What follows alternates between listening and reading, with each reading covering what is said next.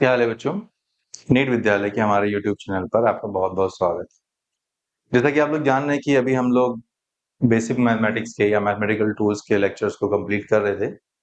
आज ये हमारा तीसरा लेक्चर है। पहले दूसरे लेक्चर में हमने साइमल्टेनियस इक्वेशन और क्वाड्रेटिक इक्वेशन को कवर किया।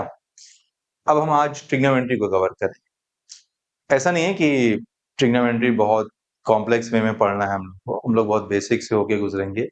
सिर्फ उतना ही मटेरियल हम लोगों को कवर करना है जितना नीट में जरूरत पड़ती है या फिजिक्स के सवालों को लगाने में बीच में जरूरत पड़ती है। तो हम लोग पहले फंडामेंटल्स को समझ लेते हैं कि ट्रिग्नोमेट्री क्या है।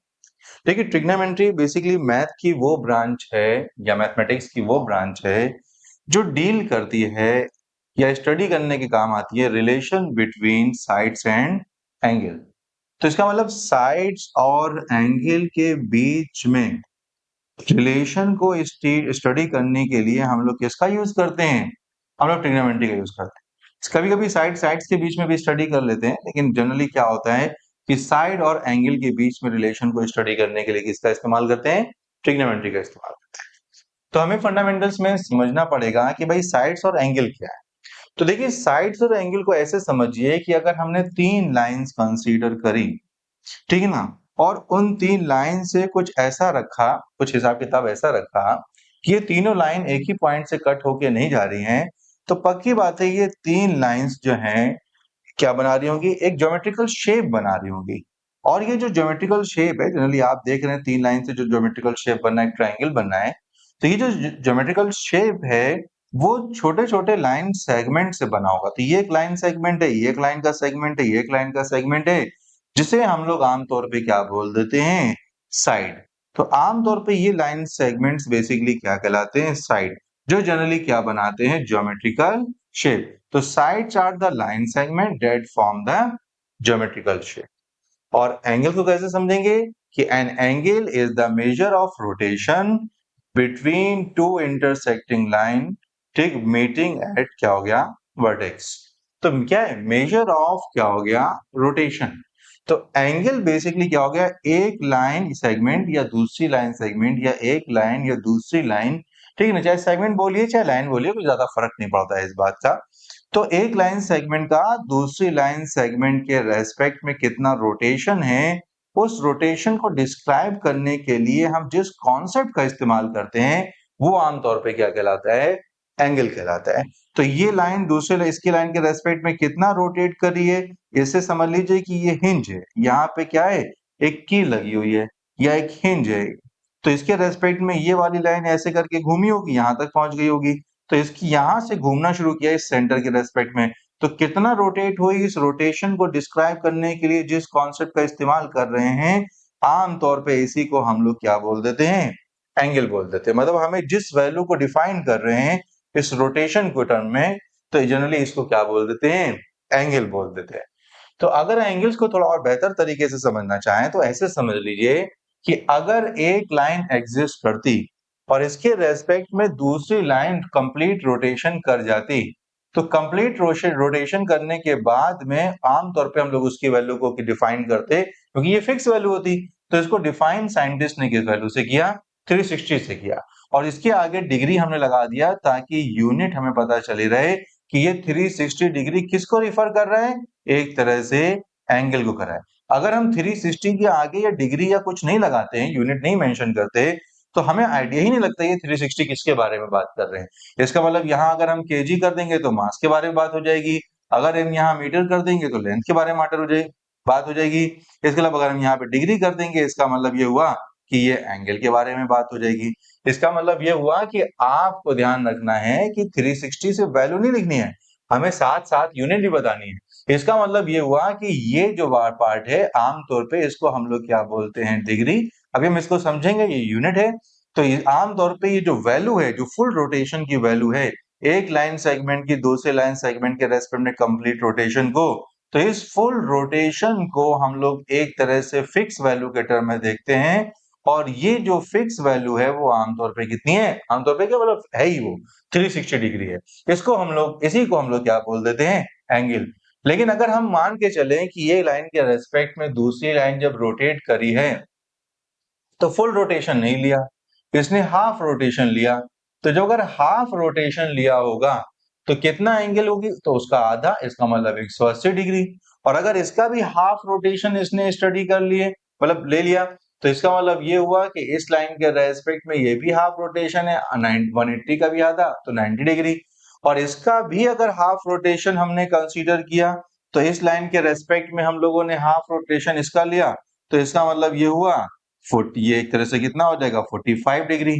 या फिर ऐसे समझ लीजिए कि फुल रोटेशन का अगर हमने 1/6 कर दिया, तो इसका मतलब है कि फुल रोटेशन का हम लोगों ने 1/6 कर दिया, तो एक तरह से एक लाइन सेगमेंट के रेस्पेक्ट में दूसरे लाइन सेगमेंट का रोटेशन कितना हो जाएगा 60 डिग्री। इसका मतलब ये हुआ कि एक लाइन के रेस्पेक्ट में दूसरी लाइन या एक लाइन सेगमेंट के रेस्पेक्ट में दूसरे लाइन सेगमेंट कितना रोटेट हुआ है इस पॉइंट के अक्रॉस, इस पॉइंट को हिंज मानते हुए इस पॉइंट के रेस्पेक्ट में। तो इसका मतलब उस रोटेशन को आमतौर पे हम लोग एक वैल्यू से डिफाइन करते हैं, और वही वैल्यू बेसिकली किसको रिफर कर रही है, एंगल को। इसका मतलब यही क्या है, एंगल है। तो इसका मतलब ये हुआ कि सेम चीज है, एक लाइन सेगमेंट दूसरे लाइन सेगमेंट के रेस्पेक्ट में 360 डिग्री, 360 नहीं 60 डिग्री क्या हुआ, यहां से रिवॉल्व हुए। तो इसका मतलब है कि इन दोनों के बीच में ऐसे करके क्या हुआ, रोटेशन हुआ। उस रोटेशन को डिफाइन कर रहे हैं, तो इसी को हम लोग आमतौर पर क्या बोल देंगे, एंगल बोल देंगे। सही फंडामेंटल कॉन्सेप्ट है इसका। अब हम लोग जरा एंगल को समझे, तो एंगल की हमने बात करी ना, यूनिट एग्जिस्ट करती हैं। तो यूनिट जनरली एंगल्स की दो एग्जिस्ट करती हैं, हर किसी की यूनिट एग्जिस्ट करती है, बहुत सारी एग्जिस्ट करती हैं। प्रेशर की तो बहुत सारी एग्जिस्ट करती हैं, मिलीमीटर मरकरी है तो पास्कल है, तो न्यूटन मीटर पर स्क्वायर है तो टॉर है। इसी तरह से क्या हो जाएगा, एंगल की भी कई एग्जिस्ट कर सकती हैं। तो एंगल की दो यूनिट मतलब एग्जिस्ट करती हैं। जनरली हम लोग सबसे पहले तो समझते हैं डिग्री के टर्म में, और आमतौर पे एक सप्लीमेंट्री यूनिट के टर्म में देखते हैं तो रेडियन को देखते हैं। तो सप्लीमेंट्री है, इसका मतलब ये है कि कई बार देखा जाता है कि अगर नहीं भी है तब भी हमारा काम चल जाता है, लेकिन फिर भी क्या है, हमें दोनों तरह की यूनिट्स को अच्छे से समझना है। तो ये दोनों के बीच में रिलेशन है। आपको इतना पता है कि अगर मान के चलते हैं कि ऐसे समझ लीजिए कि एक पॉइंट हमने कंसीडर किया, ठीक है ना, और वो पॉइंट किसी चीज से बांध दिया, हमने धागे वागे से बांध दिया, और इस पॉइंट के क्या हुआ, एक सेंटर से यहां पर बांध दिया, और इसको रोटेट कराया कि रस्सी में या धागे में टेंशन बरकरार है। तो जब ये मोशन करेगा, तो एक तरह से जो इसका मोशन होगा वो एक कंप्लीट सर्किल होगा। तो जब कंप्लीट सर्किल होगा, इसका मतलब इसका मोशन डिग्री के टर्म में या रोटेशन के टर्म में कितना हुआ, कंप्लीट मोशन 360। लेकिन अगर धागे की लेंथ अगर हम लोग 1 मीटर मान लें, तो इसका जो मोशन होगा लेंथ के टर्म में कितना हुआ, 2 पाई। 2 पाई आर होता है पेरीमीटर या सर्कमफेरेंस, आर की वैल्यू 1 रख दी, तो यहाँ पे कितना हुआ 2 पाई। तो आप ये समझ लीजिए कि जब हम लोगों ने आमतौर पर रोटेशन के टर्म में समझा, तो रोटेशन के टर्म में हमने इसको बोला डिग्री के टर्म में, और अगर हमने थोड़ा सा लीनियर पाथ या ऐसे आर्क टाइप का कॉन्सेप्ट लेके चले, तो हम लोग आमतौर पे किसमें लेके चले, रेडियन के टर्म में। लेकिन दोनों एक दूसरे से रिलेट करते हैं, क्योंकि 360 डिग्री जो है वो हमारे लिए क्या हो जाएगा, 2 पाई रेडियन के क्या हो गया, इक्विवेलेंट हो गया। ठीक है ना, इसका मतलब 360 डिग्री 2 पाई रेडियन के इक्विवेलेंट है। इसका मतलब ए भी एंगल के, ये भाई अगर देखा जाए तो दोनों ही एंगल की यूनिट्स हैं। तो 360 डिग्री समझ लीजिए या 2 पाई रेडियन। अगर हमने एक बात भी आपको बता दी तो आपको समझ में आ जाएगा, हाँ भाई हम क्या कहना चाह रहे हैं। अगर मैंने बोला कि 4 पाई रेडियन चला है बंदा, तो आप समझ जाओगे कि बंदे ने कितने डिग्री चला, 720 डिग्री। और यही बात है कि अगर हम बोले कि 180 डिग्री चला है बंदा, तो इसका मतलब बंदा कितना चला, पाई कितना हुआ, रेडियन। इसका मतलब ये हुआ कि आप एक बात निकालेंगे दूसरी ऑटोमेटिकली निकल आएगी।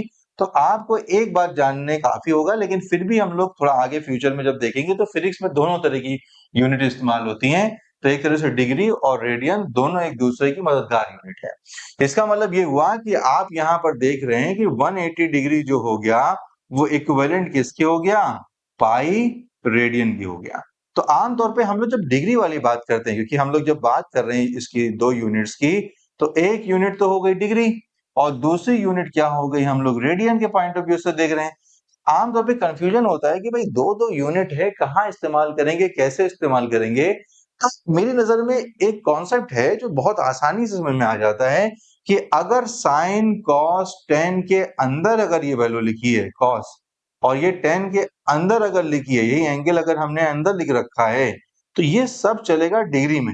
और अगर बाहर खुला घूम रहा है इसका मतलब ये हुआ कि जैसे एंगल इक्वल टू कितना हो जाएगा, आर्क अपॉन कितना हुआ, रेडियस। इसका मतलब है इस केस में एंगल किस में रखा जाएगा, रेडियन में रखा जाएगा। इसका मतलब ये हुआ कि थीटा अगर क्या हो जाएगा इसमें है तो सब क्या हो जाएगा डिग्री में, लेकिन अगर थीटा खुले में घूम रहा है इसका मतलब क्या हो जाएगा रेडियन में। और ये बात याद रखने वाली कि कभी आपसे बोले कि डिग्री और रेडियन को कन्वर्ट करो तो हमारे पास में एक कॉन्सेप्ट ये है जिसके थ्रू हम लोग कन्वर्ट कर लेते हैं। तो कभी कभी क्या होता है कि डिग्री वैल्यू दी होती है, जरूरत पड़ती है रेडियन वैल्यू की, तो इसका मतलब जब हम लोग लेंथ पैरामीटर या आर्क पैरामीटर के पॉइंट ऑफ व्यू से लेके चलते हैं या पाथ पैरामीटर के पॉइंट ऑफ व्यू से लेके चलते हैं तो हम लोग रेडियन लेके चलते हैं, और जब हम लोग को साइन कॉस टेन में रखना होता है तो हम लोग डिग्री लेके चलते हैं। तो कभी कभी हम लोग को ये बोला जाता है कि एक बंदा है 90 डिग्री चला है, बताइए कितनी दूरी चला है या फिर कितने रेडियन में चला। तो इसका मतलब ये हुआ कि आपको कन्वर्ट करना पड़ेगा। तो जब 360 बराबर 2 पाई, 180 बराबर पाई, इसका मतलब 90 बराबर क्या हो गया, पाई बाई 2 रेडियन। तो कभी कभी कन्वर्जन की जरूरत पड़ती है, तो हम लोग जब पढ़ेगी तब हम लोग वहां पे देखेंगे। लेकिन इतना पता चल गया कि इक्विवेलेंसी में या एनालॉगस पॉइंट ऑफ व्यू से डिग्री और रेडियन इस तरह से रिलेट करते हैं, ठीक है ना। और आमतौर पे कभी कभी कंफ्यूजन होता है कि भाई कौन बड़ा है, डिग्री बड़ा है कि रेडियन बड़ा है। तो याद रखिएगा कि आमतौर पे जब डिग्री और उसमें कन्वर्जन की बात आती है तो आप जब फुल कंसीडरेशन लेते हैं तो यहां से आपने कितना चले 360 डिग्री, और यहां से कितना चले 2 पाई। और जब हम लोग 2 पाई में पाई की वैल्यू रखते हैं तो आमतौर पे 3.14 या फिर क्या हो गया 22 बाई क्या रखते हैं 7 रखते हैं। इसका मतलब ये हुआ कि ये जो वैल्यू है 3.14, ठीक है ना, इसको हम लोग वैल्यू रेडियन के टर्म में स्टडी करेंगे, और ये जो वैल्यू है 360 डिग्री हम लोग इसको डिग्री के टर्म में स्टडी करेंगे। तो इसका मतलब 360 जब घूमते हैं तब जाके इतना रेडियन होता है। इसका मतलब यहाँ पर आपको जो बात लिखी हुई है कि जो रेडियन में जो वैल्यू है, यहाँ पे देखिएगा जरा कि 1 रेडियन जो है 57.3 कितने डिग्री के बराबर है। इसका मतलब ये हुआ कि 1 रेडियन 57.3। अब आप ऐसे सोचिए कि कौन बड़ा है कौन छोटा है। अगर 1 रेडियन 1 डिग्री को मतलब कन्वर्ट कंपेयर करना हो 1 रेडियन के साथ में, तो आपको पता है कि 1 डिग्री बराबर पाई बाई 180 कितना हो गया रेडियन। हमने पाई को इधर ले आया 180 से, इसका मतलब ये हुआ कि पाई बाई कितना हो जाएगा 180 कितना हो जाएगा रेडियन, और इसका मतलब ये हो जाएगा 1 कितना हो जाएगा रेडियन। और पाई बाई 180 रेडियन तो बहुत छोटी वैल्यू होगी। इसका मतलब ये हुआ कि एक तरह से कौन बड़ा हो गया, 1 रेडियन बड़ा हो गया। या फिर अगर इसी बात को आप कंपेयर करके लिखना चाहें तो आप 1 रेडियन को कन्वर्ट करके लिख दें। तो 1 रेडियन बराबर कितना हुआ, तो यहां से 180 डिग्री बराबर पाई रेडियन, बराबर का साइन लगा रहे हैं लेकिन इक्विवेलेंसी ज्यादा चलती है। तो 1 रेडियन बराबर कितना हो गया 180 अपॉन कितना हो जाएगा पाई डिग्री। इसका मतलब है कि 1 डिग्री और ये 1 रेडियन को जब हम लोग कन्वर्ट करके लिखेंगे तो क्या लिख देंगे 180 अपॉन कितना हो जाएगा पाई डिग्री। इसकी वैल्यू 3.14 है तो 57 के आसपास आई, तो 1 डिग्री बराबर क्या हुआ 57.3 कितना हो जाएगा, यहाँ पे डिग्री हुआ। इसका मतलब ये हुआ कि कौन बड़ा हो गया, ये बड़ा हो गया, क्योंकि डिग्री में ये वैल्यू ज्यादा है। इसका मतलब ये 1 रेडियन के बराबर है। इसका मतलब रेडियन जो है वो डिग्री से क्या हो गया, बड़ा हो गया। तो आप कंफ्यूज ना होइएगा कि डिग्री और रेडियन में कौन बड़ा है। और कन्वर्जन की बात आए तो हमारे पास में बहुत सिंपल फंडामेंटल कॉन्सेप्ट है कि 180 डिग्री हमेशा क्या हो गया पाई रेडियन के क्या हो गया बराबर हो गया। इसका मतलब कभी भी हम लोग को यूज करना होगा तो हम लोग ये इक्वल टू साइन का कर लेंगे। इक्विवेलेंसी भी है, लेकिन आपको एक पॉइंट ऑफ व्यू जो लेके चल रहे हैं वो इक्विवेलेंसी का ही लेके चल रहे हैं। लेकिन हम लोग जब यूज करने पे आ जाते हैं तो आदत फिर इक्वल टू की रहती है, तो उसमें इतना कंफ्यूजन नहीं रहता। तो हम लोग थोड़े बहुत कन्वर्जन सीख लेते हैं कि भाई इसमें अगर बोल दिया जाए कि कन्वर्ट करिए तो कैसे करेंगे।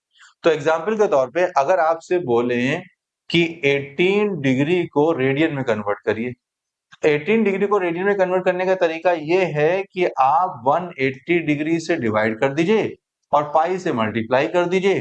तो इसका मतलब जो फाइनल रिजल्ट आएगा तो 18 और ये जाएगा 10। इसका मतलब पाई बाई 10 पाई में कन्वर्ट हो गया, तो ये क्या कहलाएगा पाई बाई 10 रेडियन। इसी तरह से अगर आपको बोले कि 36 या फिर कुछ और वैल्यू ले लेते हैं, मान के चलते हैं कि 45 डिग्री को कन्वर्ट करना है और 45 डिग्री को रेडियन में करना है, तो आप कितने से मल्टीप्लाई करेंगे पाई बाई 180 डिग्री से मल्टीप्लाई करेंगे। और यहां से कितने से आएगा 4, इसका मतलब ये वैल्यू कितनी हो जाएगी पाई/4 कितना हो गया रेडियन। सेम चीज है कि अगर आपसे बोले कि 450 डिग्री को कन्वर्ट करिए तो वही पाई/1/8 कितना हो जाएगा 80, मल्टीप्लाई हमेशा उसी से करेंगे। तो यहाँ से 0 से ये 0 कट गया, चाहे तो इसे काट दे, 9 से 2 से कट जाएगा, 9 से 5 से कट जाएगा, इसका मतलब कितना हुआ 5 पाई बाई कितना हो जाएगा 2 रेडियन। और इसी तरह से कोई और वैल्यू कंसीडर कर लेते हैं, जैसे मान के चलते हैं कि 30 डिग्री, इसका मतलब इनटू कितना हो जाएगा पाई/1 कितना हो जाएगा 80 डिग्री, और 8 डिग्री से डिग्री कट जाएगा, 0 से 0 कट जाएगा, 3 से 6 कट जाएगा, इसका मतलब पाई/, कितना हो जाएगा 6 रेडियन। इसका मतलब कुल मिला के क्या हुआ, अगर हमें डिग्री से रेडियन में कन्वर्ट करना होगा तो हम लोग इस प्रोसेस का इस्तेमाल करेंगे, ठीक है ना। लेकिन अगर आपसे बोले कि भाई रेडियन को डिग्री में कन्वर्ट करो, तो रेडियन को डिग्री में कन्वर्ट करते हैं। तो रेडियन से डिग्री में कन्वर्ट करना होगा तो सिंपल तरीका क्या है कि अगर आपसे बोले कि पाई/8 रेडियन को कन्वर्ट करके दिखाओ डिग्री में, तो पाई/8 है, तो बहुत सिंपल तरीका है। वैसे तरीका तो ये होता है कि आप 180 डिग्री से मल्टीप्लाई कर दीजिए, पाई से डिवाइड कर दीजिए, पाई से पाई कट जाएगा, ये जो सॉल्व होगा वो वैल्यू आ जाएगी। लेकिन ज्यादा आसान तरीका है हमारे पास में। हम लोग क्या करेंगे, जब भी इसको कन्वर्ट करना होगा तो हम लोग पाई/8 को, जब भी हमें कन्वर्ट करना होगा तो पाई/8 को सीधे रख देंगे 180 डिग्री, पाई बराबर इक्विवेलेंट है इसके, और बात 8 से डिवाइड कर देंगे। इसका मतलब यहाँ पर अगर हम 2 से मल्टीप्लाई करें तो कितना हो जाएगा 90 अपॉन कितना हुआ 8, सॉरी 90 अपॉन कितना हो जाएगा 4, इसका मतलब 45/2, इसका मतलब 22.5 कितना हो गया डिग्री हो गया। और इसी तरह से अगर आपसे बोल दें कि भाई पाई/8 को ना करिए, आप ऐसा करिए 3 पाई/2 को कन्वर्ट करके दिखाइए। अब 3 पाई/2 को करना है तो सिंपली क्या होगा, 3 पाई की जगह रख दीजिए 180 डिग्री, कि वो इक्विवेलेंट होता तो डिग्री में कन्वर्ट करके लिख दिया हमने सीधे। बाई 2 कर दीजिए, 2 9 9 से जाएगा तो 90, 90 जाएगा तो कितना हो जाएगा 270 कितना हो गया डिग्री। ये ज्यादा आसान है। तो यहाँ पर क्या रहेगा, अब आपसे बोले कि आप ऐसा करिए, ठीक है ना, यहाँ पर 5 पाई/, कितना कर दीजिए 6 निकालिए। तो 5 पाई/6 निकालने का मतलब 5 इंटू पाई की वैल्यू रख दीजिए 180 डिग्री, ठीक है ना, और 6 से डिवाइड करेंगे तो यहाँ पे कितना होगा 30, इसका मतलब कितना हो गया 150 डिग्री। तो हम लोगों ने रेडियन से क्या हुआ डिग्री कन्वर्ट करना भी सीख लिया। जब हमें जरूरत पड़ेगी तो हम लोग बहुत अच्छे से इस्तेमाल करेंगे। अभी हम लोग थोड़ा सरसरा सा ऊपर ऊपर से समझ लेते हैं बात को, क्योंकि अभी आगे बहुत कुछ है जो सीखना है हम लोग इसमें। तो हम लोगों ने डिग्री से रेडियन, रेडियन से डिग्री समझ लिया। हम लोगों ने इतना भी समझ लिया कि एंगल की जो 2 यूनिट होती हैं, एक होती है डिग्री और दूसरी होती है रेडियन, और दोनों यूनिट्स को क्या किया हमने बहुत अच्छे से एक दूसरे में कन्वर्ट करना सीख लिया। हम इसके बारे में बात और करेंगे जब हम सर्कुलर मोशन का चैप्टर पढ़ेंगे फिजिक्स में, तो हम और अच्छे से डिटेल में बातें करेंगे, लेकिन अभी हमारा फोकस इतना है नहीं इस तरफ। चलिए हम लोग एंगल्स के बारे में थोड़ा सा और समझ लेते हैं कि यहाँ पर 3 नाम लिखे हैं, जनरली आपने देखा होगा ये रिपीट होते रहते हैं, तो हमें इन फंडामेंटल्स के बारे में थोड़ी सी जानकारी होनी चाहिए इन नामों के बारे में।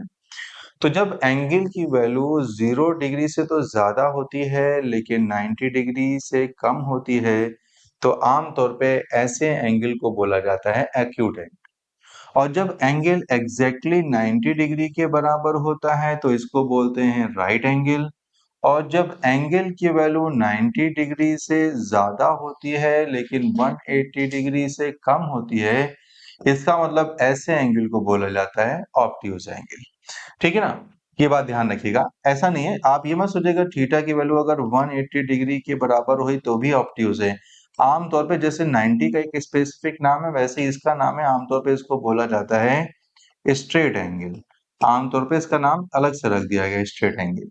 और अगर मान के चलते हैं कि थीटा की वैल्यू 180 से ज्यादा है, ठीक है ना, और 360 से अगर हम लोगों ने वैल्यू को कम लिया, इसका मतलब इसको बोला जाता है रिफ्लेक्स एंगल। तो इसको आमतौर पे ये यूज नहीं होते हैं वर्ड आमतौर पे जो हमने नीचे लिख रखे हैं। और अगर थीटा की वैल्यू एग्जैक्ट 360 डिग्री के बराबर है तो ऐसे एंगल को बोला जाता है कंप्लीट एंगल। तो आमतौर पे इन वैल्यूज को कभी यूज नहीं करते, ज्यादा इस्तेमाल नहीं होता, लेकिन फिर भी आप नाम याद रखिएगा कि स्ट्रेट एंगल है, ये रिफ्लेक्स एंगल है। मतलब आमतौर पे रिफ्लेक्स एंगल में ऐसे समझ ली कि एक लाइन ये हो गई, दूसरी हो गई, अगर हमने यहाँ से मेजर किया तो ये 180 से ज्यादा है, जैसे एग्जाम्पल के तौर पे 210 डिग्री, तो 210 डिग्री बेसिकली क्या हो जाएगा, एक रिफ्लेक्स एंगल कहलाएगा। लेकिन 90 डिग्री में क्या हो जाएगा, एक लाइन दूसरे लाइन पर परपेंडिकुलर है तो ये 90 डिग्री है। तो इस लाइन में क्या हो जाएगा, एक लाइन दूसरे लाइन पे एंगल तो बना रही है लेकिन वो एंगल 90 से कम है, इसका मतलब इस केस में क्या हो गया, एक्यूट एंगल। और इसमें एक लाइन दूसरे लाइन के रेस्पेक्ट में 90 से ज्यादा का एंगल बना रही है, जैसे मान के चलते हैं कि ये थीटा है, जैसे मान के चले 170 डिग्री एंगल, तो इसका मतलब ये क्या हुआ, ऑब्ट्यूज एंगल कहलाएगा। तो ये नाम आप कंफ्यूज नहीं होइएगा, एक्यूट और राइट एंगल और ऑब्ट्यूज, जनरली ये तीन नाम ज्यादा इस्तेमाल होते हैं। तो हम लोग इस बात को भी समझ लेते हैं, जब एंगल्स के बारे में समझ रहे हैं तो कॉम्प्लीमेंट्री एंगल्स, ये वर्ड आपने सुना होगा। तो जनरली क्या होता है कि जब एंगल्स का सम 90 डिग्री के बराबर होता है, दो एंगल ऐसे हैं जो कॉम्प्लीमेंट्री कहलाते हैं, कि अगर दो एंगल्स का सम अगर 90 डिग्री है, इसका मतलब ये हुआ कि वो कॉम्प्लीमेंट्री है। और अगर दो एंगल का सम अगर 180 डिग्री है तो ये क्या कहलाएंगे, सप्लीमेंट्री कहलाएंगे। तो इसका मतलब दो एंगल अल्फा और बीटा हो गए तो इसका मतलब 180 डिग्री के बराबर हो गए, तो हम लोग आमतौर पे इनको सप्लीमेंट्री बोलेंगे। तो कॉम्प्लीमेंट्री एंगल बेसिकली क्या होगा कि एक लाइन दूसरे लाइन के साथ में कुछ इस तरह है कि मान के चलते हैं कुछ इस तरह होता है। तो इसमें से एक एंगल ये होता है अल्फा और दूसरा एंगल क्या होता है इसी में बीटा। और आपको पता है कि अल्फा और बीटा दोनों का सम कितना है, 90। इसका मतलब अल्फा बीटा एक दूसरे से क्या हो गए, कॉम्प्लीमेंट्री एंगल हो गए। इसका मतलब अगर हमें अल्फा पता है तो बीटा क्या हो जाएगा, 90 माइनस कितना हो जाएगा, अल्फा। तो इसका मतलब 90 में से घटा के हमें दूसरा एंगल पता चल रहा है, इसका मतलब ये कहलाएंगे कॉम्प्लीमेंट्री एंगल। सेम बात यही है कि यहाँ पर क्या हो जाएगा, एक एंगल और दूसरे एंगल के बीच में, ठीक है ना, जो दोनों का बीच का सम होगा बेसिकली क्या हो जाएगा, 180 होगा। तो इसका मतलब एक एंगल ये हो गया और दूसरा एंगल ये हो गया। इसका मतलब ये हुआ कि एक एंगल अल्फा हो गया, इस केस में इस एंगल में बीटा हो गया। अल्फा बीटा का सम पता है, तो अगर हमको अल्फा पता है तो दूसरा एंगल पता करना होगा तो किससे करेंगे, 180 से घटा देंगे। तो हम ऐसा बोलेंगे कि दोनों एंगल क्या है, सप्लीमेंट्री है।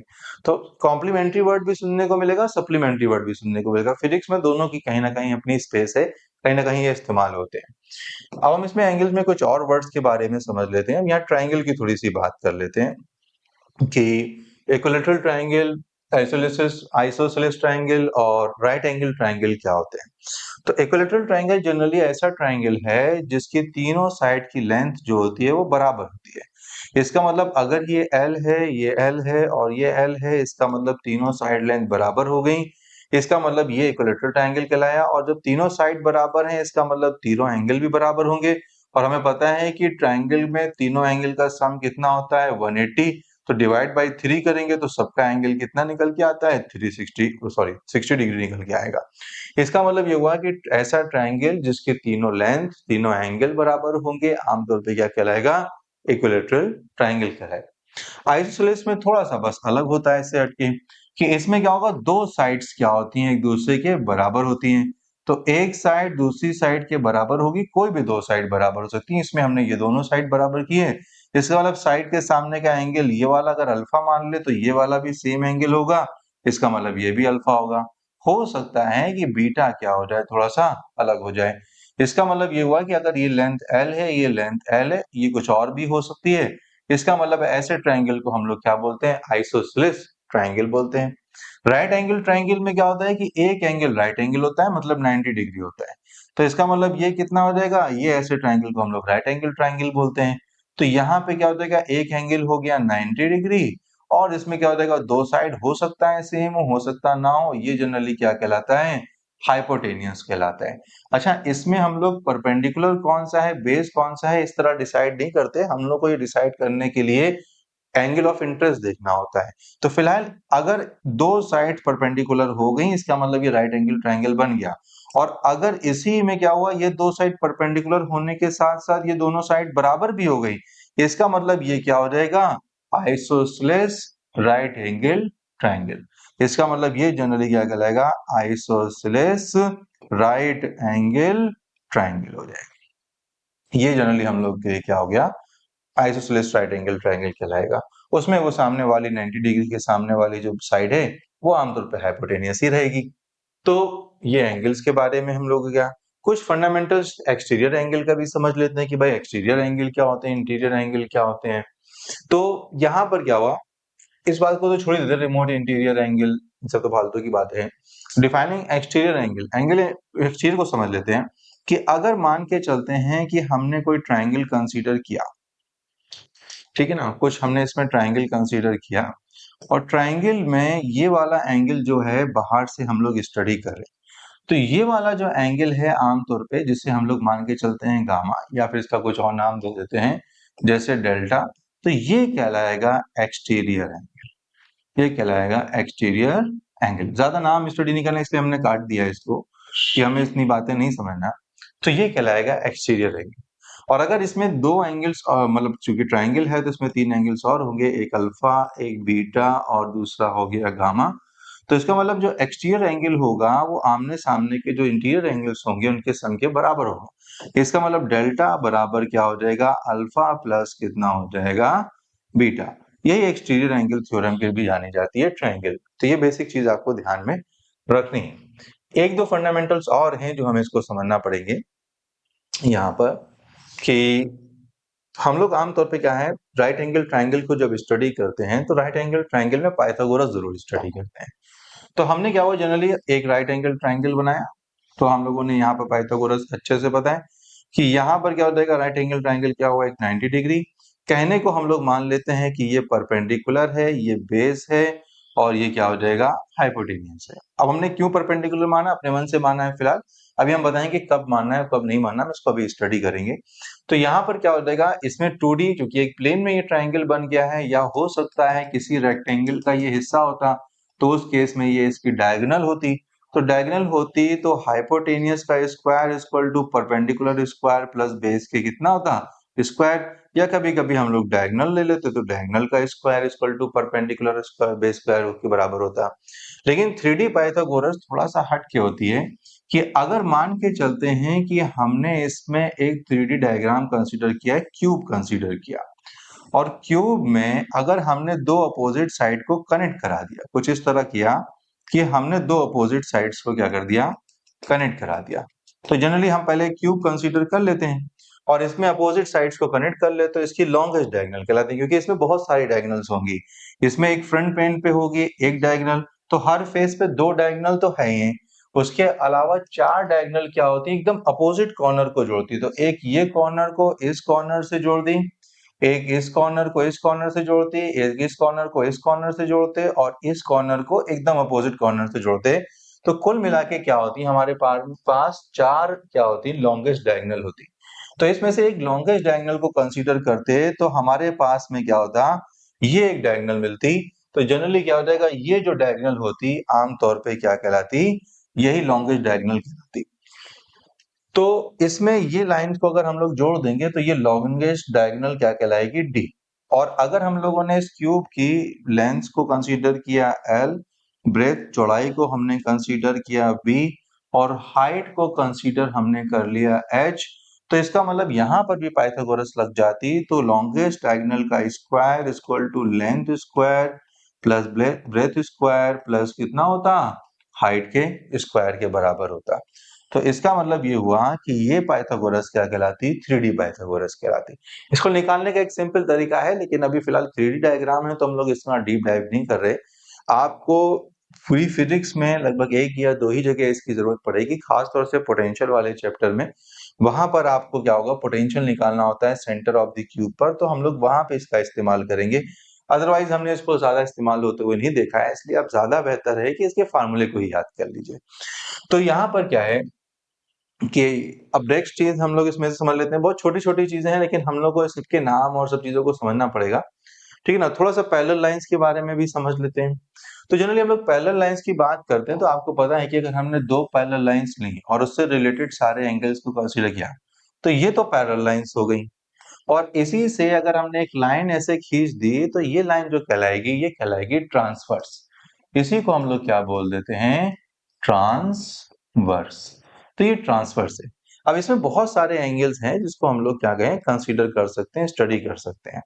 तो एक एंगल तो हम लोग ये वाला कर सकते हैं, जैसे कि मान के चलते हैं अल्फा 1 और इसी के करस्पॉन्डिंग में एक एंगल क्या हो जाएगा, एक ये कैंसिल कन्वर्ट है अल्फा 1, ये अल्फा 2 ले होते हैं। तो इतना पता चल रहा है कि अल्फा 1 और अल्फा 2 एक ही लाइन पर एग्जिस्ट करते हैं, पैरेलल लाइन के जस्ट ऊपर। इसका मतलब ये हुआ कि अल्फा 1 और अल्फा 2 एक तरह से क्या कहलाएंगे, करेस्पॉन्डिंग एंगल। इनका एक नाम है जो हमें याद रखना है। तो ये दोनों बराबर होंगे, करेस्पॉन्डिंग क्या होंगे, एंगल। इसका मतलब ये हुआ कि अल्फा 1 बराबर कितना हो जाएगा, अल्फा 2। और ऐसे बहुत सारे करेस्पॉन्डिंग एंगल होंगे। देखिए जैसे कि इसमें यहाँ पर क्या हो जाएगा, एक एंगल इधर वाला ले लेते हैं। अगर इसको हमने बोला बीटा 1 तो इसी में ये वाला एंगल ये क्या कहलाता है, बीटा 2। तो इसका मतलब इसी में क्या हो जाएगा, बीटा 1 एंड बीटा 1 बराबर क्या हो जाएगा, बीटा 2। तो ये भी क्या कहलाएंगे, करेस्पॉन्डिंग क्या कहलाएंगे, एंगल्स ही कहलाएंगे। ठीक है ना। इस तरह से बहुत सारे एंगल्स हो सकते हैं, आपको आइडिया लग गया होगा। इसी में क्या हो जाएगा, अगर हम अल्फा 1 के पीछे का एंगल इस साइड पे देखेंगे तो मान के चलते हैं ये अल्फा 3 है। ठीक है ना। ये अल्फा 2 के पीछे का एंगल देखेंगे, मान के चलते हैं कि ये अल्फा 4 है। तो इसका मतलब अल्फा 1 बराबर कितना हो जाएगा, अल्फा 3। या फिर क्या हो जाएगा, अल्फा 2 बराबर हो जाएगा अल्फा 4। ये जो एंगल्स बराबर हैं वो किस रीजन से हैं, दोनों एक तरह से अपोजिट एंगल है। आमतौर पे वर्टिकली अपोजिट बोलते हैं, लेकिन अपोजिट एंगल भी बोल सकते हैं, कोई दिक्कत नहीं है इसमें। तो ये भी क्या कहलाएंगे, अपोजिट एंगल्स कहलाएंगे। तो यहाँ पर क्या हुआ कि ये दोनों अपोजिट एंगल्स हो गए। और सेम चीज यहाँ पर भी है कि अगर ये अपोजिट एंगल हो गए तो इसका मतलब ये हुआ बीटा 1 बीटा 2 ये बीटा 3 हो गया। और इसी के साथ में ये कितना हो जाएगा, बीटा 4 हो गया। तो अपोजिट एंगल की लिस्ट में थोड़ा सा और बढ़ा देते हैं। बीटा 1 इक्वल टू बीटा 3 के बराबर है और बीटा 2 इक्वल टू बीटा 4 के बराबर है। इसका मतलब ये भी क्या कहलाएंगे, सब के सब अपोजिट एंगल। तो ये वाले क्या थे, कॉरेस्पॉन्डिंग एंगल। ठीक है ना। और अगर तुम इसमें देखोगे कि अल्फा 1 अल्फा 4 के भी बराबर है, क्योंकि अल्फा 1 अल्फा 2 के बराबर है तो अल्फा 2 अल्फा 4 के बराबर है। तो अल्फा 1 अल्फा 4 के भी बराबर है। तो अल्फा 1 अल्फा 4 के बराबर है। इन एंगल्स को बोलते हैं हम लोग ऑल्टरनेट एंगल्स। ये हमारे लिए अल्टरनेट एंगल्स हैं। ऐसे बहुत सारे अल्टरनेट एंगल्स एग्जिस्ट कर रहे हैं यहाँ पर। ठीक है ना। जैसे बीटा 1 इसके जस्ट अपोजिट पीछे का बीटा 4। इसका मतलब ये हुआ कि बीटा 1 इक्वल टू कितना हो जाएगा, बीटा 4। ये भी क्या हो गया, अल्टरनेट एंगल। तो यहाँ अल्फा 1 बराबर अल्फा 4, इसका मतलब बीटा 1 बराबर क्या हो गया, बीटा 4। तो ये सब क्या कहलाते हैं, अल्टरनेट एंगल्स। तो जनरली इन तीन नामों को तो एटलीस्ट याद रखना है। करस्पॉन्डिंग एंगल्स, ठीक है ना, करस्पॉन्डिंग एंगल्स ये लिख लीजिएगा पूरा। करस्पॉन्डिंग एंगल्स, अपोजिट एंगल्स और क्या हो जाएगा, अल्टरनेट एंगल्स। तो जब भी आप पैरेलल लाइंस के बारे में स्टडी करते हैं तो आपको बीच से एक जो लाइन पास करती हुई होती है वो ट्रांसवर्स होती है। इस ट्रांसवर्स के अक्रॉस जो डिफरेंट डिफरेंट एंगल्स होते हैं, इन एंगल्स को हम लोग डिफरेंट डिफरेंट नाम से जानते हैं। इन एंगल्स के बीच में रिलेशन होता है, उन एंगल्स के बीच में जो रिलेशन होता है और वो क्यों बराबर है, उन नामों को आपको पढ़ना बहुत जरूरी है। क्योंकि फ्यूचर में जब हम एंगल्स के बारे में या ज्योमेट्रिकल शेप के बारे में बहुत स्टडी करेंगे तो ये सब नाम बार बार रिपीट होंगे। उम्मीद करते हैं यहाँ तक आपको बात समझ आ गई होगी। अब हम लोग थोड़ा सा आगे चलते हैं, जो ट्रिग्नोमेट्री का बेसिक कॉन्सेप्ट है उस तरफ आगे बढ़ते हैं। तो हम लोग समझते हैं ट्रिग्नोमेट्रिक रेशियोज की तरफ। तो यहाँ पर क्या हुआ कि ट्रिग्नोमेट्रिक रेशियोज क्या होते हैं इसको समझते हैं। जनरली हम लोग जब ट्रिग्नोमेट्रिक रेशियोज की बात करते हैं तो हम लोग राइट एंगल ट्राइंगल की ही बात करते हैं यहाँ पर। तो यहाँ पर क्या हो जाएगा कि यहाँ पर हम लोग एक राइट एंगल ट्राइंगल बना लेते हैं। और ये राइट एंगल ट्राइंगल में एक एंगल तो ये हो गया 90 डिग्री, और 90 डिग्री के सामने वाला जो साइड हो गई वो हो गई हाइपोटेनियस। और अगर मान के चलते हैं कि हम लोग इस एंगल को स्टडी कर रहे हैं अल्फा को, तो अल्फा और 90 डिग्री के बीच ये वाली जो साइड हो जाएगी वो हमारे लिए क्या हो जाएगी, बेस। ठीक है ना। और ये एंगल के सामने वाली जो साइड हो जाएगी ये हमारे लिए हो जाएगी परपेंडिकुलर। हम पूरा नहीं लिख रहे हैं, आप लोग लिख लीजिएगा परपेंडिकुलर। ठीक है ना। ये स्पेलिंग है परपेंडिकुलर। ठीक है ना। तो इसका मतलब ये हुआ कि ये ट्रायंगल राइट एंगल ट्रायंगल है और इसमें हम लोग कुछ वर्टिसेस के नाम दे देते हैं ए बी और कितना हो जाएगा, सी। तो हमें जनरली क्या होता है कि इस ट्रायंगल के बारे में स्टडी करना है। तो हम लोगों ने जब ट्रिग्नोमेट्री स्टडी करना शुरू करी थी तो इसका जब हम लोगों ने इसकी डिफिनेशन पढ़ी थी तो डिफिनेशन क्या कह रही थी ठीक है ना। इट इज अ साइंस या मैथमेटिक्स बेसिकली है, मैथमेटिकल की वो ब्रांच है जो डील करती है relation between side and angles के बीच में। तो साइड एंड एंगल तो एक बहुत वास्ट कॉन्सेप्ट है, लेकिन हम लोग को फिर भी स्टिक रहना है किस कॉन्सेप्ट के साथ में, राइट एंगल ट्रायंगल के साथ में। तो राइट एंगल ट्रायंगल में जब हम लोग स्टडी करते हैं तो हमारे सामने क्या होते हैं, तीन बेसिक रेशियोज होते हैं। सबसे फंडामेंटल रेशियो तो साइनसोडियल या साइन का होता है, जिसे हम लोग आमतौर पे साइन अल्फा के टर्म में जानते हैं। तो साइन अल्फा जो होता है आमतौर पे परपेंडिकुलर अपॉन क्या होता है, हाइपोटेनियस। तो जब परपेंडिकुलर अपॉन हाइपोटेनियस होता है तो इस केस में परपेंडिकुलर कौन हो गया, ये हो गया ए बी। तो इसका मतलब ये कितना हो जाएगा, ए बी। और यहाँ पर हाइपोटेनियस क्या हो जाएगा, ए सी। तो हम लोग यहाँ पे क्या लिख सकते हैं, ए सी लिख सकते हैं। याद रखिएगा कि हमने जो अपना एंगल ऑफ इंटरेस्ट लिया है वो अल्फा लिया है। हम ऐसा नहीं कि हम लोग यहाँ पर बीटा को भी ले सकते थे, कोई एंगल बीटा होता तो हम लोग बीटा को भी लेते, लेकिन हम लोग अभी अल्फा को पकड़ के चल रहे हैं। तो अल्फा के रेस्पेक्ट में हम लोग सारी बातों को लेंगे। तो अल्फा के सामने वाला परपेंडिकुलर और इसके सामने वाला क्या हो जाएगा, मतलब इसके साइड में जहां पे दोनों एंगल मिल रहे हैं वो क्या कहलाएगा, बेस। तो सबसे पहला रेशियो जो हमने ट्रिग्नोमेट्रिक रेशियो स्टडी किया है वो बेसिकली क्या हो जाएगा, साइन हो जाएगा। ठीक है ना। अब हम लोग दूसरे रेशियो की तरफ चलते हैं। साइन को ही शिफ्ट करके बनता है दूसरा रेशियो, जनरली हम लोग उसको क्या बोलते हैं, कॉस। तो हम लोग कॉस अल्फा बोलेंगे तो रेशियो के हिसाब से फॉर्मूला बनता है बेस अपॉन हाइपोटेनियस। तो यहाँ पर बेस कौन है, तो बेस हो गया यहाँ पर बी सी। तो इसका मतलब बी सी और हाइपोटेनियस कौन है, ए सी। इसका मतलब कॉस अल्फा की वैल्यू निकल आई। और यहाँ पर क्या हो जाएगा, तीसरा, क्योंकि साइन और कॉस को डिवाइड कर देंगे तो एक और रेशियो निकल के आता है जिसे हम लोग बोलते हैं टेन। इसका मतलब साइन अल्फा अपॉन कितना हो जाएगा, कॉस अल्फा से बन के आएगा। तो इसका मतलब ये हुआ कि ये कहलाएगा परपेंडिकुलर अपॉन कितना हुआ, बेस। तो परपेंडिकुलर कितना हो गया, ए बी, और बेस कितना हो जाएगा, बी सी। इसका मतलब ये हुआ कि तीन हम लोगों ने ट्रिग्नोमेट्रिक रेशियो स्टडी किया है।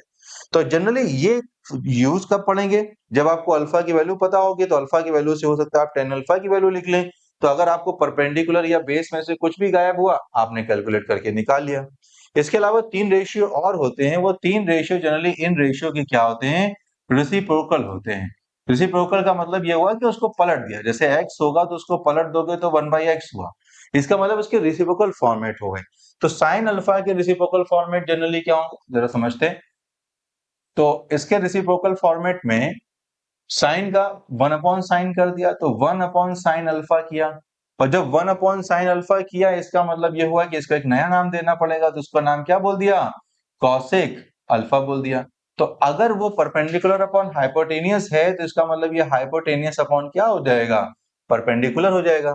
तो हाइपोटेनियस और परपेंडिकुलर के टर्म में देखें, तो अगर हम लोगों ने कॉस अल्फा को रेसिप्रोकल किया तो 1 कितना हो जाएगा, कॉस अल्फा हो जाएगा। इसका मतलब ये हुआ कि sec अल्फा हुआ। तो sec अल्फा, इसका मतलब ये बेस अपॉन हाइपोटेनियस है। इसका मतलब इसको हाइपोटेनियस अपॉन क्या लिख सकते हैं, बेस लिख सकते हैं। और अगर हमने इसको रेसिप्रोकल किया तो ये 1 कितना हो जाएगा, tan अल्फा हो जाएगा। 1/tan अल्फा को हम लोग cot अल्फा लिख सकते हैं। ये कितना होगा, बेस अपॉन कितना हुआ, परपेंडिकुलर हुआ। तो जनरली हम लोगों ने तीन रेशियो ये प्राइमरी स्टडी किए, साइन, कॉस और टेन। और इसको हम लोगों ने रेसिप्रोकल किया तो हम लोगों ने तीन रेशियो और बनाए, सेक, कॉसेक और कॉट। तो जनरली ये 6 ट्रिग्नोमेट्रिक रेशियो इस्तेमाल होते हैं जो जनरली रिलेशन बिटवीन साइड्स और एंगल पे काम करते हैं। कि जब भी आपको स्टडी करना होगा साइड्स और एंगल के बीच में, स्पेशली राइट एंगल ट्रायंगल के लिए, तो ये रेशियो क्या होंगे, काम आएंगे।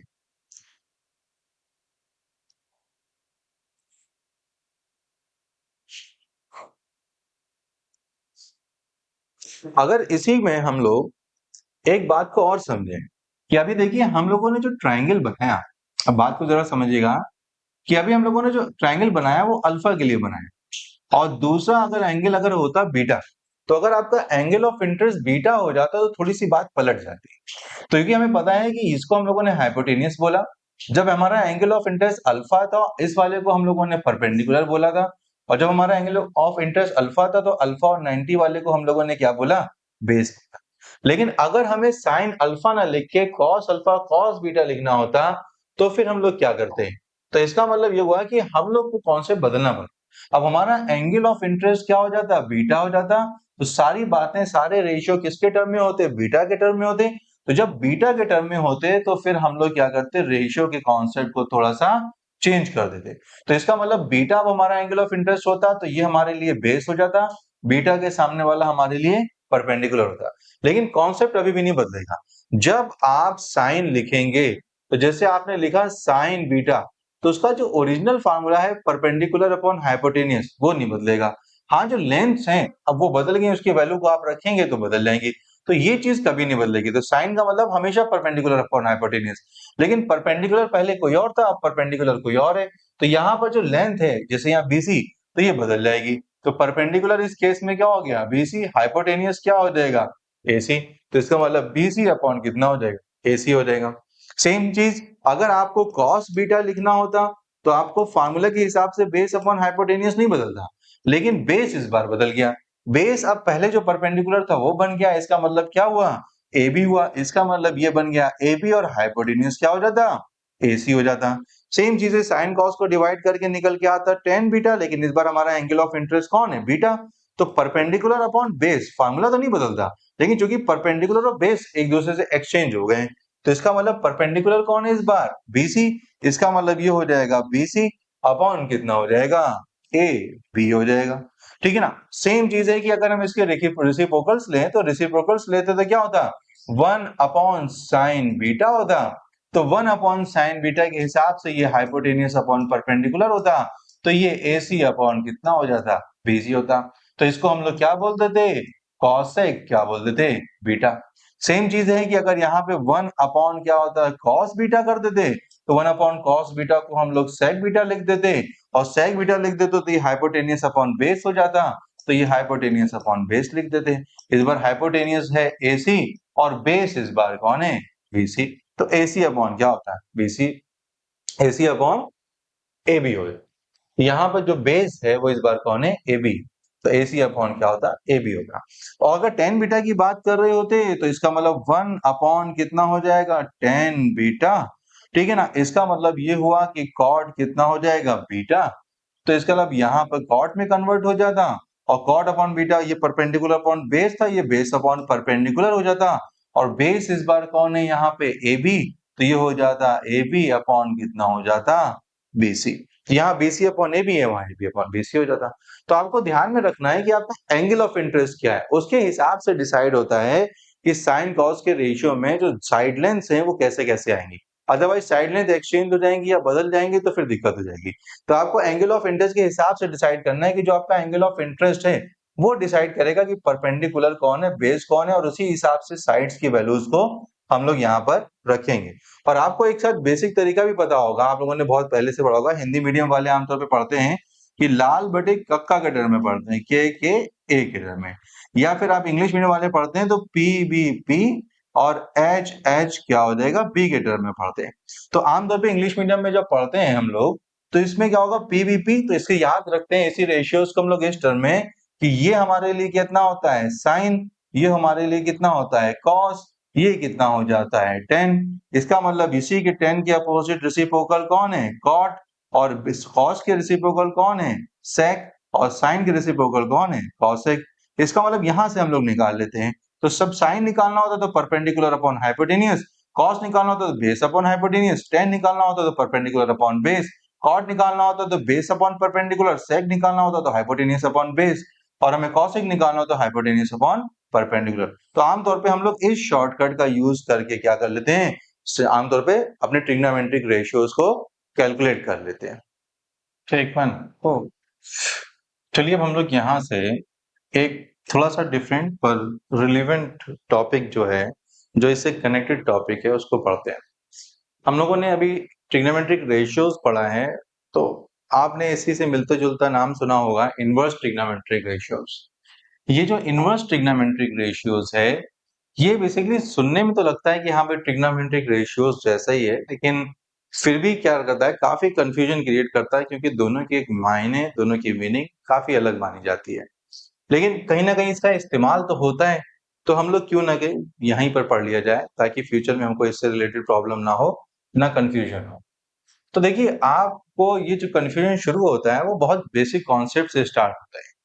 अगर मैं आपसे बोलूं कि अगर कोई ट्रिग्नोमेट्रिक रेशियो हमने साइन लिया उसका मैंने स्क्वायर किया।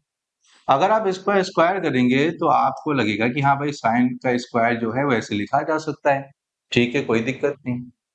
लेकिन अगर मान के चलते हैं कि हमने साइन लिया होता, साइन को रेसिप्रोकल किया होता, उसको 1 अपॉन क्या कहते साइन अल्फा लेते, इसको हम तमीज से या कायदे से लिखते तो भाई हमारे लिए क्या होता, कॉसेक अल्फा होता।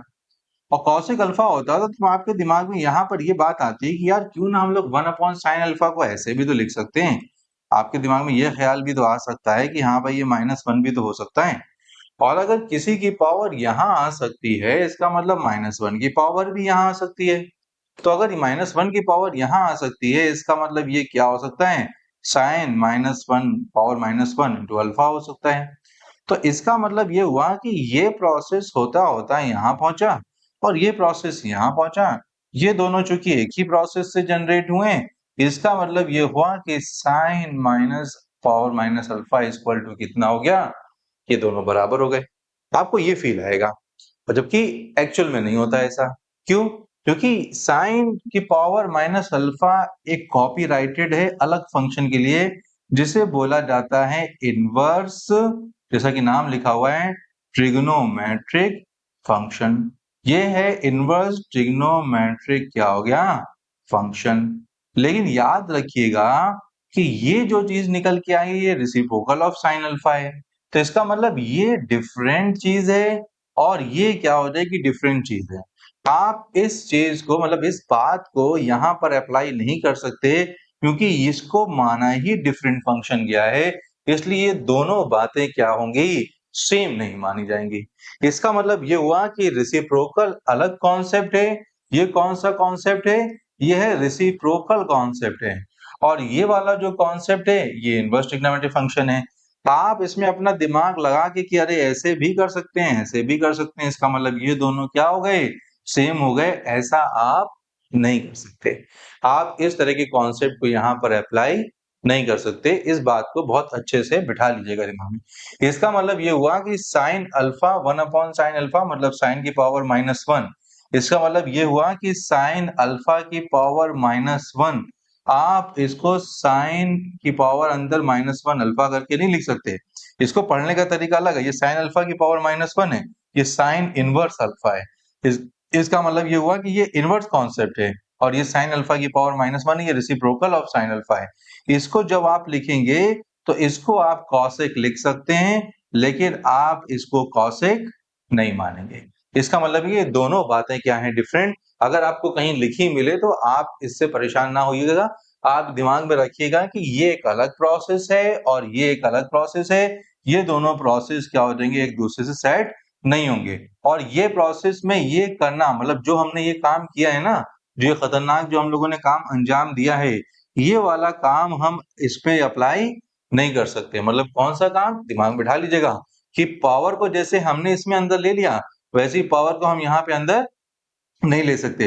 मतलब ये प्रोसेस क्या है, ठीक है ना, इनकरेक्ट प्रोसेस है ये, मतलब आप ये काम नहीं कर सकते। इसका मतलब बस ये यहीं पर थम जाएगा और आप इसी को क्या लिख सकते हैं, सीधे कॉसेक अल्फा लिख सकते हैं, इससे ज्यादा नहीं लिख सकते। मतलब आप इससे यहाँ पे नहीं जा सकते। हाँ लेकिन इसका एक मतलब ये एक तो एक चीज एग्जिस्ट करती है, तो अगर आपके दिमाग में आया कि अच्छा ये चीज है तो इसका मतलब ये हुआ कि इसका मतलब दूसरा हुआ कि इनवर्स ट्रिग्नोमेट्रिक फंक्शन है और ये बेसिकली क्या हो गया, रेसिप्रोकल है। इसका मतलब इनवर्स ट्रिग्नोमेट्रिक फंक्शन अलग चीज है और रेसिप्रोकल क्या हो गई, अलग चीज हो गई। ठीक है ना। अब बात आती है कि इनवर्स ट्रिग्नोमेट्रिक फंक्शन का यूज क्या है, मतलब कैसे यूज करेंगे। सेम नहीं है, ठीक है, लेकिन कहीं ना कहीं तो आ सकती है, रिपीट होगी, कहीं ना कहीं तो दिखाई देगी। तो जरा हम बात को समझते हैं कि इनवर्स ट्रिग्नोमेट्रिक फंक्शन में आमतौर पे हम लोग इस तरह यूज करते हैं। जैसे मान के चलिए कि आपने देखा कि साइन अल्फा बराबर 1 कितना हो गया 2, सिवाय से इसकी वैल्यू क्या है, हाफ। तो जब इसकी वैल्यू हाफ है तो आप इसको पता है कि साइन अल्फा की वैल्यू हाफ ट्रिग्नोमेट्रिक हम लोग टेबल से निकालते हैं। वहां पर अगर आप थोड़ा सा गूगल सर्च करेंगे या आपको पहले से नॉलेज होगी तो आपको पता है कि यहाँ पर अल्फा बराबर कितना हो जाएगा, 30 डिग्री हो जाएगा। इसका मतलब ये हुआ कि आपने यहां से अल्फा की वैल्यू निकाल ली। तब देखो हम लोग पूरी ट्रिग्नोमेट्री टेबल तो याद नहीं कर सकते, तो कभी कभी ऐसी वैल्यूज भी आ जाती हैं जब हम लोग उसको फर्दर प्रोसेस नहीं कर सकते, फाइनल रिजल्ट नहीं दे सकते, तो हम लोग क्या करते हैं, उसको इन्वर्स करके छोड़ देते हैं। जैसे एग्जाम्पल के तौर पे साइन अल्फा की वैल्यू मान के चलिए निकाल दी 2/5। अब जब आपने 2/5 निकाली है तो इसके आगे अब दिमाग में नहीं आ रहा कि कौन सी वैल्यू हो सकती है अल्फा की, तो आप क्या करेंगे, अल्फा को ही रोक देंगे क्योंकि हमें एंगल निकालना है, और अल्फा को रोकने के बाद साइन को उधर ले जाएंगे तो ये किस में कन्वर्ट हो जाएगा, साइन इनवर्स फंक्शन में। इसका मतलब आप कैसे लिख सकते हैं, 2/5 लिख सकते हैं। इसका मतलब ये हुआ कि ये तरीका है इस्तेमाल करने का कोई भी इनवर्स फंक्शन।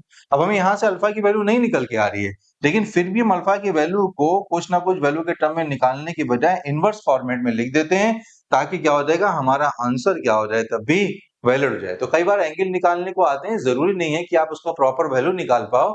जब आप प्रॉपर वैल्यू नहीं निकाल पाओगे तो उस टाइम पर जो वैल्यूज होती हैं, तो हम लोग आमतौर पर उसको इनवर्स करके लिख देते हैं। जैसे एग्जाम्पल के तौर पर एक बात को फिर से समझ लेते हैं कि आपको पता है कि यहाँ पर tan कितना हो गया, इनवर्स हो गया, सॉरी यहाँ पर क्या हो जाएगा, tan मान के चलिए थीटा हुआ इक्वल टू 1 हो गया। तो आपको 1 की वैल्यू पता है, तो आपने थीटा इक्वल टू बड़ी आराम से डिक्लेयर कर दिया कि थीटा इक्वल टू कितना हो जाएगा, 45 डिग्री है।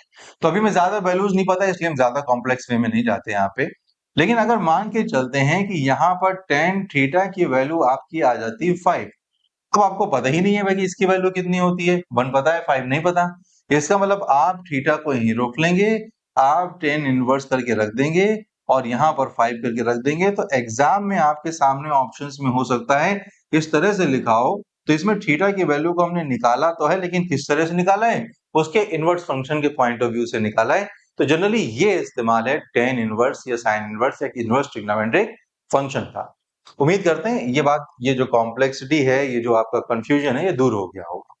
तो आगे से कभी भी आप फ्यूचर में कभी इस्तेमाल करिएगा तो ये हिमाकत ना करिएगा कि आप साइन 1/sin अल्फा को साइन इनवर्स ना लिख दीजिएगा, पहली बात। और दूसरी बात है कि 1/sin अल्फा क्योंकि साइन की पावर -1 से आगे नहीं बढ़ सकता, तो इसको हम लोग क्या लिख सकते हैं, कॉसिक अल्फा लिख सकते हैं। तो याद रखिएगा कि कॉसिक अल्फा और साइन इनवर्स अल्फा दोनों बराबर नहीं होते हैं, क्योंकि ये एक अलग फंक्शन है और ये एक अलग फंक्शन है। उम्मीद करते हैं बात समझ में आ गई होगी यहाँ तक। अब हम लोग थोड़ा सा आगे बढ़ते हैं। एक स्पेसिफिक ट्रायंगल है जो हमें स्टडी करना रहता है। अक्सर हमारे पास में ऐसे क्वेश्चंस आते हैं जिसमें हम लोग ऐसी वैल्यूज निकालते रहते हैं। तो आमतौर पे उस ट्रायंगल को हम लोग आमतौर पे 3, 4, 5 ट्रायंगल बोलते हैं और उसी के रूल को ऐसे ही बोल देते हैं 3, 4, 5 ट्रायंगल रूल। तो आमतौर पे 3, 4, 5 ट्रायंगल होता क्या है? तो देखिए आमतौर पे हम लोग इसको राइट एंगल ट्रायंगल के टर्म में बनाते हैं। ये साइन कॉस टेन कॉस जो हम लोगों ने पढ़ रखे हैं ट्रिग्नोमेट्रिक रेशियोज, उसके कॉन्सेप्ट से ही बनाया गया है। तो इसमें से एक साइड 3 हो सकती है, एक साइड 4 होती है और एक साइड कितनी होती है, 5 होती है। ये इसके क्या होते हैं, रेशियोज होते हैं, मतलब ये इसकी साइड्स की वैल्यूज होती हैं। इसमें दो एंगल हो सकते हैं जो हम लोग इंटरेस्ट के साथ पढ़ सकते हैं, चाहे तो हम लोग एक अल्फा और चाहे तो हम लोग क्या हो गया बीटा। और आपको इसमें एंगल फिक्स होते हैं, तो 3 के सामने छोटा एंगल होगा क्योंकि साइड छोटी है, तो ये एंगल होता है 37 डिग्री, और ये एंगल इसके सामने बड़ी साइड के सामने बड़ा एंगल, इसका मतलब ये एंगल होता है 53 डिग्री। इसका मतलब इस ट्रायंगल को आमतौर पे हम लोग क्या बोलते हैं, 3, 4, 5 ट्रायंगल बोलते हैं। तो अक्सर हम लोग इस ट्रायंगल को यहाँ पे क्या करते हैं, स्टडी करते हैं। इस बात को आप याद रखिएगा। लेकिन चूंकि अब आपको बोला जा सकता है कि भाई आप ये वैल्यूज निकाल के दिखाइए, आप साइन 37 डिग्री की वैल्यू निकाल के दिखाइए, ठीक है ना, या फिर कलर चेंज करते हैं, ठीक है ना। तो यहाँ पर आपसे बोला जा सकता है कि साइन 37 डिग्री की वैल्यू निकाल के दिखाइए। अभी हम 37 को पकड़ लेते हैं बात को। आपसे बोले कि cos 37 की वैल्यू डिग्री को निकाल के दिखाइए, या फिर tan 37 निकालिए। अगर हमें ये 3 पता चल जाती है तो अक्सर हमें लगभग सारी पता चल जाती है, ठीक है ना। तो यहाँ पे क्या हो जाएगा कि इसमें साइन 37 की निकालना है, अब हमें साइन cos tan का रेशियो निकालना है या लगाना है। अब इस ट्रायंगल में हमारा एंगल ऑफ इंटरेस्ट कौन सा हो गया, ये हो गया। तो ये ट्रायंगल इसको ऐसे ही बना रहने देते हैं, हम लोग अपना एक ट्रायंगल अलग बना लेते हैं ताकि हमारा एंगल ऑफ इंटरेस्ट साफ दिखाई दे कि हम किस पे फोकस कर रहे हैं। तो हम लोग 37 डिग्री पे फोकस कर रहे हैं, और ये हो गया 90 डिग्री, और एंगल और ये दोनों हो गया, तो ये हो गया बेस। एंगल ऑफ इंटरेस्ट के सामने वाला हो गया परपेंडिकुलर, ये हो गया हाइपोटेनियस। इसकी वैल्यू हो गई 5, 37 के सामने वाली वैल्यू होती है 3, और बेस के सामने वाली जो वैल्यू होती है वो होती है 4। तो इसका मतलब एंगल ऑफ इंटरेस्ट अगर हमारा ये है, तो हमारे लिए परपेंडिकुलर हाइपोटेनियस का जो कॉन्सेप्ट होगा वो कौन सा होगा, ये वाला होगा। तो इसका मतलब एंगल ऑफ इंटरेस्ट डिसाइड करेगा। और अगर आपसे बोले कि भाई इनमें साइन 37 और इन सब की वैल्यूज को निकाल के दिखाइए, तो कैसे निकाल के दिखाएंगे? साइन का कॉन्सेप्ट जो होता है वो फिक्स होता है, इसके बस फार्मूला ये होता है परपेंडिकुलर अपॉन हाइपोटेनियस। कॉस के लिए फार्मूला होता है बेस अपॉन हाइपोटेनियस, और टेन के लिए हमारे पास में फार्मूला होता है परपेंडिकुलर अपॉन बेस। इसके ट्राइंगल के हिसाब से डिफाइन होगा कि कौन सी वैल्यू कैसे रखी जाएगी। तो हमारे लिए परपेंडिकुलर कौन है इस बार? 3 इस ट्राइंगल में 37 डिग्री के हिसाब से। तो 37 डिग्री के हिसाब से 3 हुआ, हाइपोटेनियस 5 हुआ, इसका मतलब साइन 37 की वैल्यू कितनी हो गई? 3/5। सेम चीज बेस इस टाइम कितना है? 4, और यहां पर कितनी वैल्यू आ जाएगी? 5, तो इसमें मतलब 4/5 हुई।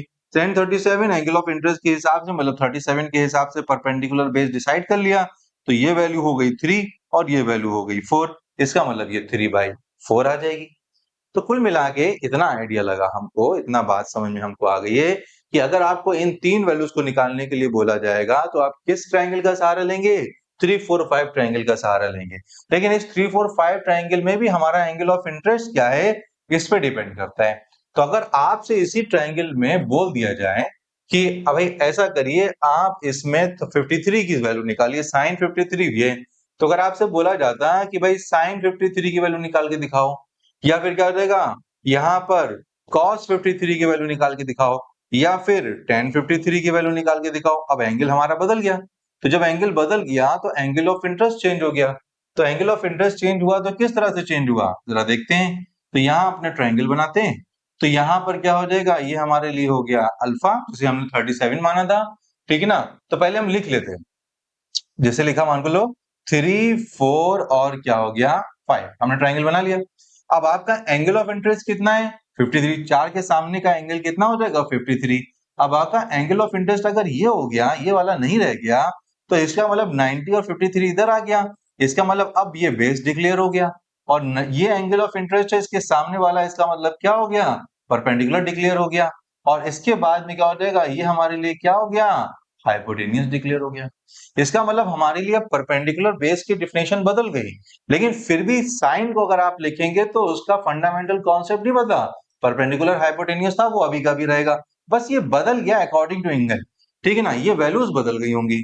इसका मतलब अगर आप कॉस लिखेंगे तो इसका fundamental concept base upon hypotenuse ही रहेगा। टेन लिखेंगे तो परपेंडिकुलर अपॉन बेस ही लिखेंगे।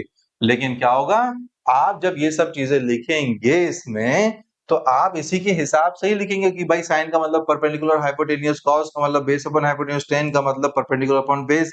लेकिन जब आप वैल्यूज रखेंगे इस ट्रायंगल से उठा के, तो आपका एंगल ऑफ इंटरेस्ट डिफाइन करेगा कि क्या वैल्यूज निकल के आएंगी। तो इसमें क्या वैल्यूज निकल के आएंगी, जरा बात समझते हैं। तो इसमें परपेंडिकुलर चेंज हो गया, परपेंडिकुलर कितना हो गया 4, तो इस बार 53 की वैल्यू कितनी आ जाएगी 4/5।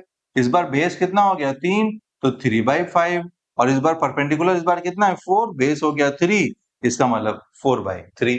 इसका मतलब साइन 37 कॉस 37 और टेन 37 के साथ साइन 53 कॉस 53 और टेन 53 की वैल्यू निकल आई। इतनी वैल्यू याद कैसे रहेंगी, बहुत दिमाग में टेंशन होती है। तो ये हमने कहा कि एक वैल्यू पकड़ के चलिए, दूसरी ऑटोमेटिक याद हो जाती है। जैसे एग्जांपल के तौर पे आपने निकाला साइन कितना हो जाएगा 37, आपको साइन 37 की जो वैल्यू है वो अगर आपको आती है, तो इसका मतलब आप एक तरह से लगभग सारी वैल्यू जानते हैं। तो साइन 37 की वैल्यू की बात कर रहे हैं, तो हमने कितना बोला, साइन 37 की वैल्यू।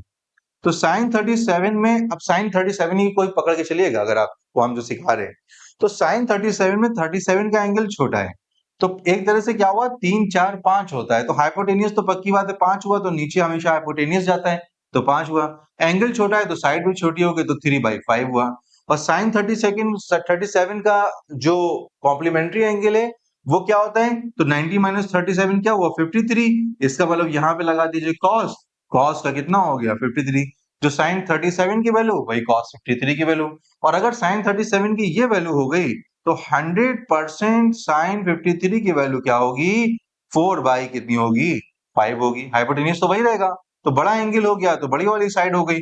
और साइन 53 की ये वैल्यू है तो साइन का होता है कॉस, कॉम्प्लीमेंट्री वर्ड लिखेंगे जब इसका, और कॉस 53 90 माइनस 53 मतलब कितना हो जाएगा 37, तो कॉस 37 की वैल्यू ये हो गई।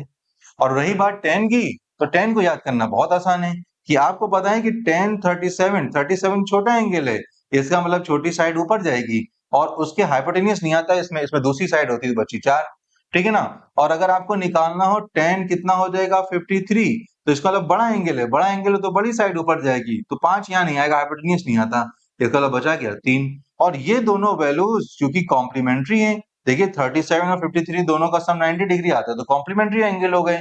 इसका मतलब ये होगा कि जब भी कॉम्प्लीमेंट्री एंगल होते हैं तो 10 की वैल्यू क्या होती है, रेसिप्रोकल हो जाती है, तो एक दूसरे के रेसिप्रोकल वैल्यू है। जैसे एग्जाम्पल के तौर पे हम ये बात जो समझा रहे हैं वो एक्स्ट्रा में समझा रहे हैं, तो जैसे मान के चलिए कि 10 अल्फा की वैल्यू मान के चलते हैं, या कोई वैल्यू होती 10 उसमें, जैसे 10 अल्फा में हम ले लेते हैं, कोई एक वैल्यू ले लेते हैं, जैसे 1076 की वैल्यू मान के चलते हैं कि 4 है। तो अगर आपसे पूछ लें कि भाई ऐसा करिए कि हमको 14 डिग्री की वैल्यू बता के दिखाइए, तो 10 14 डिग्री कैसे देंगे, हमें पता है कि 7 8 ये 9 मतलब दोनों को मिला के 90 डिग्री बनेगा, ये इसका क्या कॉम्प्लीमेंट्री एंगल है, तो 10 14 डिग्री की वैल्यू कितनी हो जाएगी 1/4। इसका मतलब यह है कि 10 के केस में अगर आपको एक एंगल पता है और उसका कॉम्प्लीमेंट्री एंगल की वैल्यू निकालना है, तो आप वैल्यू को क्या कर देंगे, रेसिप्रोकल कर देंगे। तो इतना आपको आइडिया लग गया कि आपको इन वैल्यूज को याद कैसे करना है, इसके प्रॉपर नोट्स बना लीजिएगा, इसको प्रॉपर वे में लिख लीजिएगा, तो फ्यूचर में कभी भी आपको कॉन्सेप्ट अगर प्रॉब्लम करेगा तो आप वहां पे जाके रिवाइज कर सकते हैं। अब हमें इतनी वैल्यूज तो पता चल गई 37 30। अब अक्सर आप लोगों ने देखा होगा, ये आप बचपन में पढ़ के आए होंगे कि आपने ट्रिग्नोमेट्रिक क्या हो जाएगा, टेबल भी स्टडी करके आते हैं, तो आपको अक्सर वैल्यूज जो होती है टेबल की आपकी पहले से पता है। आपको पता है कि ट्रिग्नोमेट्रिक टेबल में ये वैल्यूज होती है, 10 साइन 0 की 0 होती है, साइन 30 की हाफ होती है, साइन 45 की 1/√2 होती है। तो आप इस तरह से, और 37 53 की हमने वैल्यूज तो अभी निकाल ही ली है, तो वो वैल्यूज भी हो गई हैं, ठीक है ना। इसी तरह से क्या हो जाएगा, जब आपको साइन की वैल्यू पता चल गई है साइन की, तो इन्हीं वैल्यूज को क्या कर दीजिए, ऐसे कर से पलट दीजिए, तो ये से 0 से रीड कर रहे थे, अब आप इधर से रीड कर दीजिए, ये कॉस की बन जाएगी। दोनों को डिवाइड कर दीजिए, जब आप डिवाइड करेंगे तो क्या हो जाएगा 10 की वैल्यूज आ जाएंगी, तो 0/1 0, 1/2 और √3/2 1/√3, 3/5 और 4/5 को डिवाइड करेंगे तो 3/4, इसको डिवाइड करेंगे तो 1, इसी तरह से ये वैल्यूज निकल आएंगी। लेकिन जब आप 1 और 0 को डिवाइड करेंगे तो यहाँ पे जो वैल्यू निकल के आती है वो इनफाइनाइट आती है, मतलब 1/0 का मतलब क्या हुआ, इनफाइनाइट। इसका मतलब आमतौर पे हम इसको क्या बोलते हैं, अनडिफाइंड वैल्यू बोलते हैं या फिर इनफाइनाइट बोलते हैं, तो 1/0 इसको वैल्यू बोलते हैं, तो हम इनफाइनाइट सिंबल से इंडिकेट करते हैं। तो कुल मिला के ये ट्रिग्नोमेट्रिक टेबल होती है। अभी हम इसको बनाइएगा नहीं, यहाँ हम इसको फ्यूचर में बनाएंगे। आप देख रहे हैं कि इस ट्रिग्नोमेट्रिक टेबल की बहुत सारी वैल्यूज ऐसी हैं जो एकदम खाली पड़ी हैं, अभी हमको इसको निकालना भी नहीं आता और हमें ये निकालने का तरीका भी नहीं पता। तो सबसे पहले हम इन वैल्यूज को निकालना सीख लेते हैं, ताकि ये ट्रिग्नोमेट्रिक टेबल जो है वो हम फिल करना सीख जाएं, और इसके साथ में हम एक रूल सीखेंगे जिसके रूल का नाम है ASTC रूल।